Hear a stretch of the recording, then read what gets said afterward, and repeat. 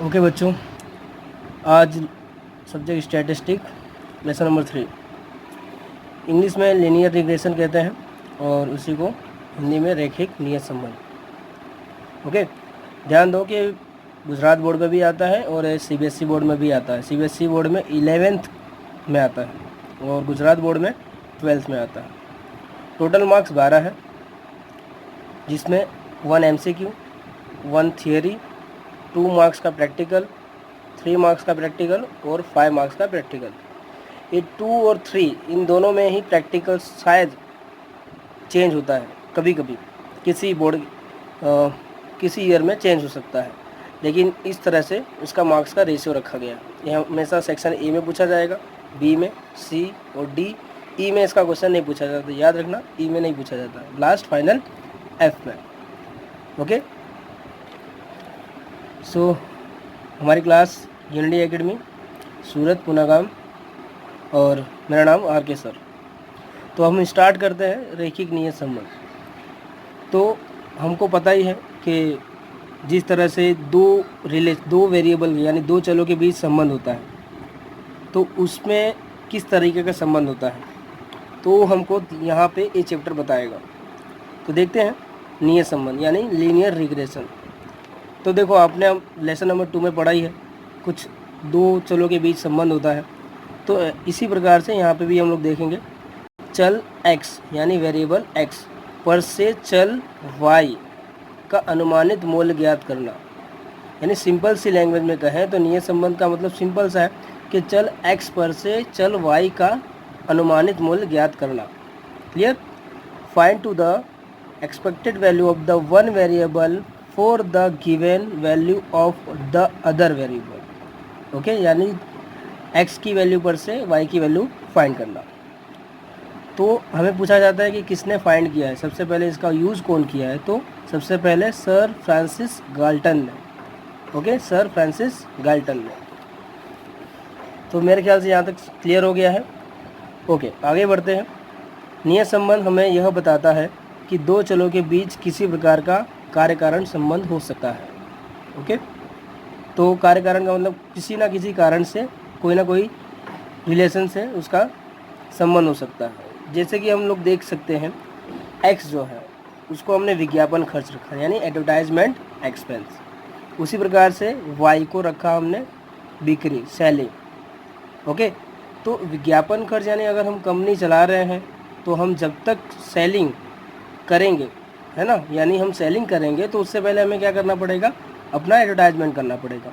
तो advertisement expense जो है उसके अकॉर्डिंग ही हमारा सेलिंग होगा, यानी ए होगा तो ए होगा। क्लियर? यानी ये स्वतंत्र है और ये जो वाई है यानी बिक्री है ये इसके ऊपर आधारित है। यानी खाना खाने से पहले हमें क्या करना पड़ता है, खाना बनाना पड़ता है। तो हम सिंपल समझ सकते हैं खाना बनाना और ये खाना खाना। क्लियर? ओके, तो एक और एग्जांपल लेते हैं। तो आवक यानी हमारी इनकम, रिवेन्यू। तो आवक होगा तो हम लोग खर्चा कर सकते हैं, है ना। हमारे पेरेंट्स में जो काम करते हैं, जिनकी इनकम होती है, वो पैसा लाते हैं यानी आवक होती है, उसके बाद ही वो खर्चा करते हैं। ओके, तो याद रखना कि इनके बीच किसी ना किसी कारण से यानी किसी ना किसी रीजन से दोनों के बीच रिलेशन होता है। ओके, इसीलिए x को हमेशा निरपेक्ष वैल्यू यानी स्वतंत्र चल कहते हैं और इंग्लिश में कहते हैं तो इंडिपेंडेंट वेरिएबल। ओके, उसी प्रकार से y को सापेक्ष चल कहते हैं हिंदी में और इंग्लिश में डिपेंडेंट वेरिएबल। क्लियर? तो ये हमारा हो गया इसका इंट्रोडक्शन। क्लियर? ओके, तो हम लोग चलते हैं इसके मीनिंग पे। तो मीनिंग देख सकते हैं, दो सहसंबंधित चलों के गाणितिक रैखिक संबंध हो। दो संबंधित चलों के बीच के गाणितिक रैखिक संबंध हो जिसके द्वारा निरपेक्ष चल के दिए किसी मूल्य से यानी x चल के दिए किसी मूल्य से सापेक्ष चल का मूल्य का अनुमान लगाया जा सके। समझ में आई बात? यानी यहाँ पे लिखा है कि अगर x का मूल्य दिया हो तो उसके अनुसार y का मूल्य ज्ञात करने की प्रोसेस को, प्रक्रिया को नियत संबंध यानी रेखिक नियत संबंध कहते हैं। क्लियर? उसी प्रकार से यहाँ पे इंग्लिश में आप लोग पढ़ लेना। यस। सो अब हम लोग चलते हैं नियत संबंध को फाइंड करने के लिए, ज्ञात करने के लिए हमारे पास कितने मेथड हैं। तो टोटल 2 मेथड है। तो जिसमें हिंदी में पहला है विकीर्ण आकृति की विधि यानी आलेख की विधि, जिसका मतलब इंग्लिश में होता है स्कैटर डायग्राम। और उसी प्रकार दूसरा मेथड है न्यूनतम वर्ग की विधि यानी लिस्ट स्क्वायर मेथड। और यही सबसे बेस्ट मेथड माना गया है। इसकी हमेशा आलेख में इसका उल्लेख किया गया है। सो ये ज़्यादा इम्पोर्टेंट नहीं है फ़िलहाल अभी। तो हम अब सबसे पहले न्यूनतम वर्ग की विधि करेंगे। अगर आपको एग्ज़ाम में पूछे तो कौन सी विधि सबसे श्रेष्ठ है नियत संबंध के लिए, तो आपको कहना है न्यूनतम वर्ग की विधि, अर्थात इंग्लिश में list square method, best fitted regression method. Okay, तो हम उसके बाद आगे बढ़ते हैं। न्यूनतम वर्ग की विधि फॉर्मूला देखो, लॉन्ग क्वेश्चन के लिए भी है और शॉर्ट क्वेश्चन के लिए भी है। तो अभी हम लोग सिर्फ लॉन्ग क्वेश्चन वाले कर रहे हैं यानी बड़े सवालों के लिए। तो लेसन नंबर 2 में जिस तरह से आपने, जैसा मैंने कहा था, जब x और y का मूल्य 40 से छोटा हो तो हम लोग कौन सा मेथड लगाते हैं, x और y का। तो इसमें भी x y वाला मेथड लगेगा, लेकिन यहाँ पे स्टेप थोड़ा बड़ा है। तो हम लोग स्टेप बाय स्टेप करेंगे। तो पहला स्टेप होता है इसमें x बार फाइंड करना। ये 5 मार्क्स का क्वेश्चन आता है, ध्यान देना। तो सबसे पहले x बार फाइंड करना है। तो सिग्मा x i बोलो या सिर्फ सिग्मा x बोले, यानी समेशन ऑफ x। आई लगाओ या ना लगाओ कोई दिक्कत नहीं। तो sigma x divide by n। Okay, उसके बाद हम लोग चलेंगे तो यहाँ पे दूसरा स्टेप है y bar sigma y divided by n।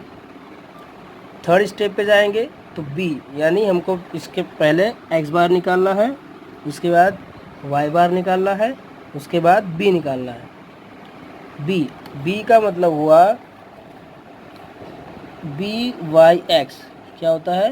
हाँ, अगर हम इसको b लिखें या by(x) लिखें तो भी चलता है, या सिर्फ b लिखो तो भी चलता है। तो याद रखना कि हमें r वाले फॉर्मूले में पूरा फॉर्मूला लिखते थे। पूरा मतलब यहाँ पे अंडर रूट लगाते थे और यहाँ पे y वाला भी लिखते थे, ऐसे y वाला भी लिखते थे। लेकिन यहाँ पे नहीं करना, उनको अंडर रूट नहीं करना, हमको सिर्फ x वाला लगाना है, क्योंकि x की वैल्यू से y की वैल्यू फाइंड करने को नियत संबंध कहते हैं। इसलिए सिर्फ डिवाइड में x की वैल्यू ही आएगी। क्लियर? तो n summation of X Y multiply में minus summation of x multiply summation of y divided by whole divided by n summation of X square minus summation of x का whole square. Next fourth जो है हमें a निकालना है। Okay, a is equal to y bar minus bx bar. Okay, आगे की theory में a क्या है और a क्या है और यहाँ पे b क्या है वो दोनों समझा देंगे। ओके, उसके बाद y cap is equal to a यानी ये वाला a और प्लस b a वाला योर x मल्टीप्लाई में x। तो x जो होगा हमको हमेशा सवाल में दिया रहेगा, नहीं दिया रहेगा तो सिर्फ इक्वेशन बनेगा यानी समीकरण बनेगा। ओके, अब अगर हमको 40 से बड़ा हो तो हमें और एक फॉर्मूला लगा सकते हैं, ये सिलेक्टेबल है, जैसे आपकी मर्जी। अगर x वाला लगाना हो तो x वाला, या बड़ा वाला लगाना यानी u वाला तो u वाला। तो पहला स्टेप सेम है x बार यानी ये वाला, दूसरा स्टेप भी सेम है y बार, तीसरा स्टेप ही चेंज होता है। याद रखना नियत संबंध रेखा यानी लीनियर रिग्रेशन मेथड में सिर्फ और सिर्फ थर्ड फॉर्मूला जो है वही चेंज होता है, बाकी सबके सब सेम होता है। First, second, third, 4, 5। तो 5 फॉर्मूला है, तो उसमें हमें first, second, fourth, fifth, first, second, fourth and fifth ये सेम मिलेगा, बस थर्ड वाला चेंज होगा। तो यहाँ पे देखो b n ओ वाला method n summation of u v multiply में minus summation of u multiply summation of v, और नीचे वाला n whole divided by n summation of u का स्क्वायर माइनस यू का होल स्क्वायर। उसके बाद ए का तो पता ही है और बी का भी पता है। क्लियर? ओके। अब हम लोग एक सवाल लेने जाएंगे जिससे हमें टॉपिक पूरा क्लियर हो जाए। सो स्टार्ट करते हैं हम लोग सवाल। देखो, एक सवाल है, पूरा सवाल बता रहा हूँ, शॉर्टकट नहीं है, ये पूरा का पूरा सवाल है। तो देखो, किसी निश्चित कंपनी में एक मॉडल मोटर कार की आयु यानी उसकी वर्ष, उसके उपयोग के वर्ष एक एवं उसका औसत वार्षिक निभाव खर्च, यानी एक मोटर कार की एज कितनी है, मतलब उसकी आयु कितनी होगी और उसका मेंटेनेंस खर्च कितना होगा दोनों में। तो आयु जो है एक्स है और निभाव खर्च यानी मेंटेनेंस एक्सपेंस वाई है। ओके, यानी ये पूरा हिंदी में लिख दिया हूँ और इंग्लिश में मोटर कार की आयु मतलब age of motorcycle and maintenance expenses यानी वाई। तो उपयुक्त सूचना से, इस सूचना से हमें निभाव खर्च का मोटर कार की आयु के प्रति यह समर रेखा प्राप्त कीजिए। यदि मोटर कार की आयु x है यानी 10 है, ये x नहीं दिया रहेगा, आपको समझना है। ओके, तो देखो मोटर कार की आयु यानी मोटर कार की आयु, ये मोटर कार की आयु मतलब x हुआ है, क्योंकि ये ऊपर x होता है नीचे y होता है हमेशा। तो मोटर कार की आयु 10 दिया है, यानी यहाँ पे x की वैल्यू जो दिया है वो हमको 10 दिया है। क्लियर? तो उसके प्रति हमें निभाव खर्च का अनुमान ज्ञात करना है, यानी मोटर कार के आयु x 10 बराबर दिया होगा, उससे निभाव खर्च यानी y की वैल्यू फाइंड कीजिए। Okay okay. अब देखो, ये रहा, हमें ये पूरा क्वेश्चन दिया है। इसके बाद हम लोग सिंपल सा x और y लिख देंगे। x हमको दिया है, जैसे यहाँ पे 2 4 6 8 दिया हुआ है, y is equal to 10 20 25 and 30 दिया हुआ है। इसका टोटल कर लो 20 आएगा, इसका टोटल करो 85 आएगा। तो हमें पता है कि ये 40 से कम है, तो मल्टीप्लाई करेंगे 20 80 150 240, टोटल एक्स स्क्वायर यानी ए स्क्वायर 4 16 36 64 एंड 120। क्लियर? यहाँ पे सिर्फ x का स्क्वायर निकालना है, क्योंकि हमें x के वैल्यू से ही y का वैल्यू फाइंड करना है, तो हमें y का स्क्वायर नहीं करना। समझ में आई गई बात? अब निकालेंगे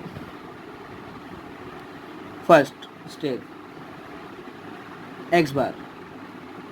तो हमें सिग्मा x, आई लिखो या ना लिखो, x जो है हमारे पास ये रहा 20 यानी 20 डिवाइडेड 4 4 यानी n यहाँ पे, जैसे 1 2 3 4।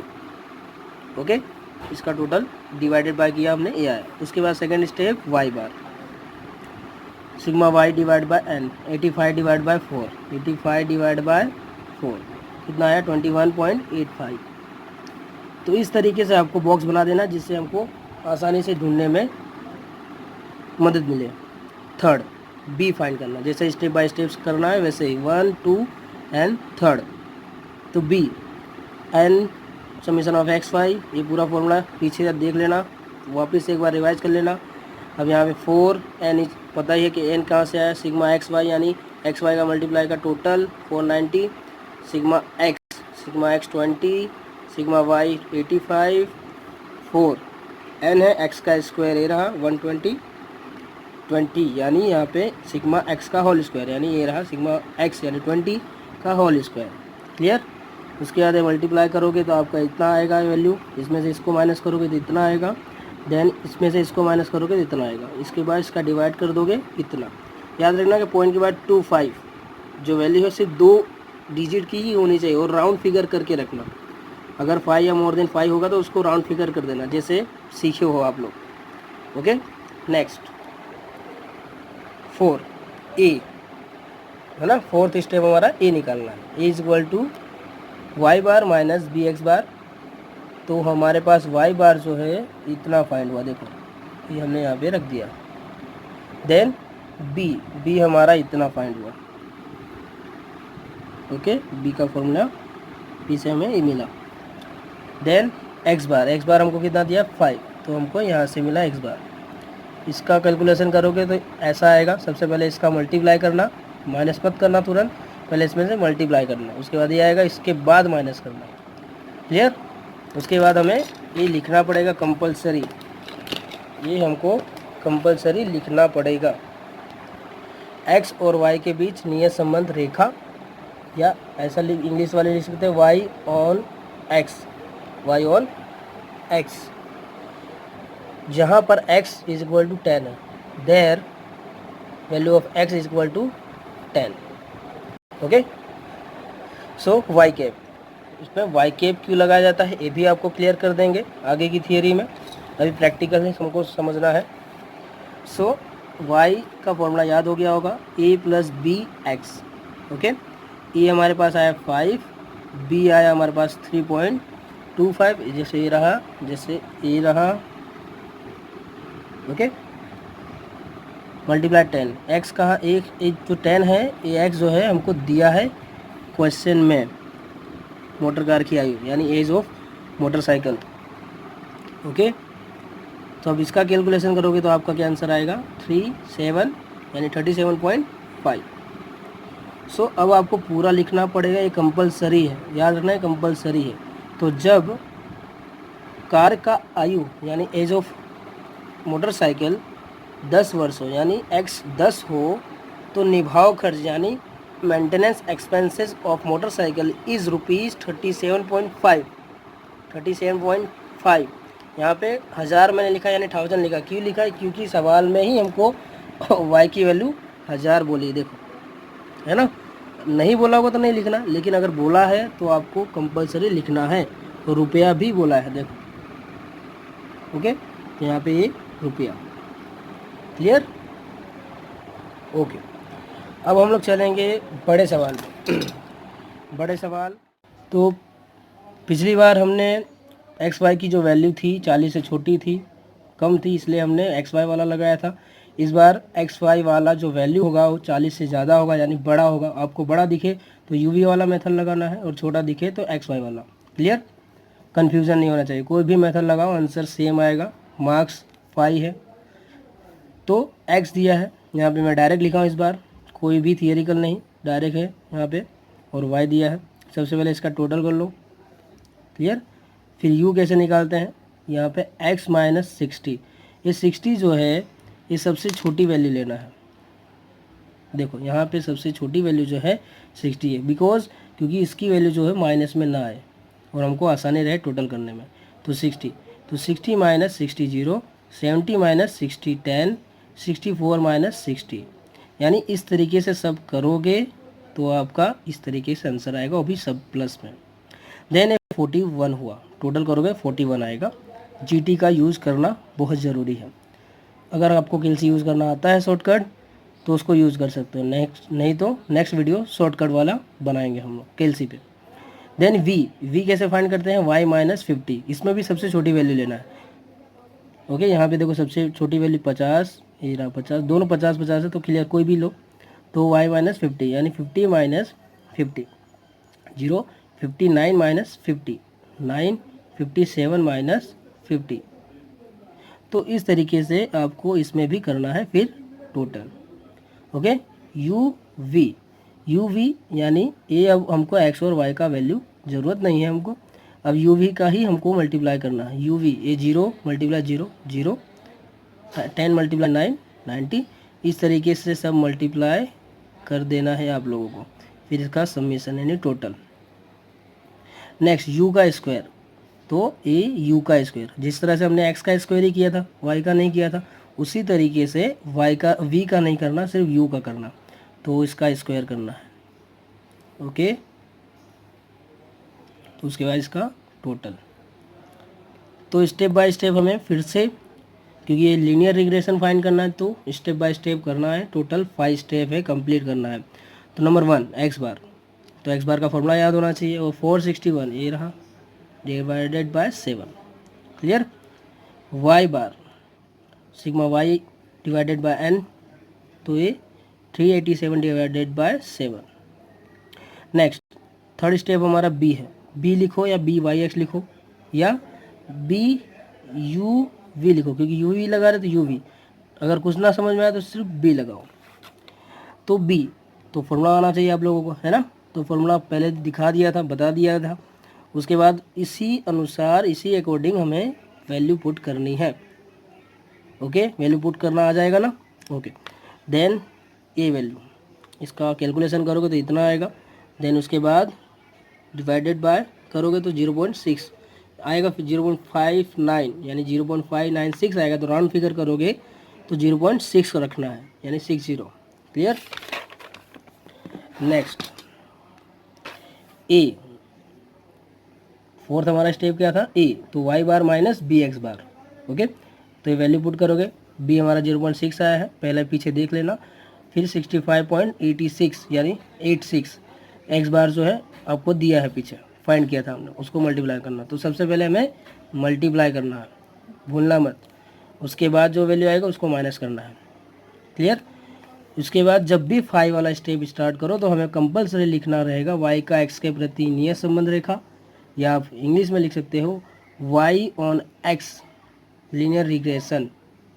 Okay, Y on X linear regression value, जहाँ पे x इज इक्वल टू 5। ये हमने बस अंदाजित वैल्यू लिया, यानी बस नॉर्मल एक्सपेक्ट किया है कि x इज इक्वल टू 5 हो, नॉर्मल ऐसे। सो उसके बाद y cap is equal to a plus B X. तो a की वैल्यू हमने फाइंड की, b की वैल्यू हमने पीछे फाइंड की थी 0.60 एंड मल्टीप्लाई 5। ओके, पहले मल्टीप्लाई करना है फिर प्लस करना है, तो 18.77। सो अब हमारे एक्स वाई वैल्यू की मेथड भी हो गई और यू वी वाला भी मेथड हो गया। तो ये टोटल जो है एक ही क्वेश्चन आएगा सेक्शन एफ में इस तरीके का सवाल, चाहे वो एक्स वाई से हो चाहे वो यू वी से हो, आपको सेक्शन एफ में 5 मार्क्स में आएगा गुजरात बोर्ड में। Okay, clear, done.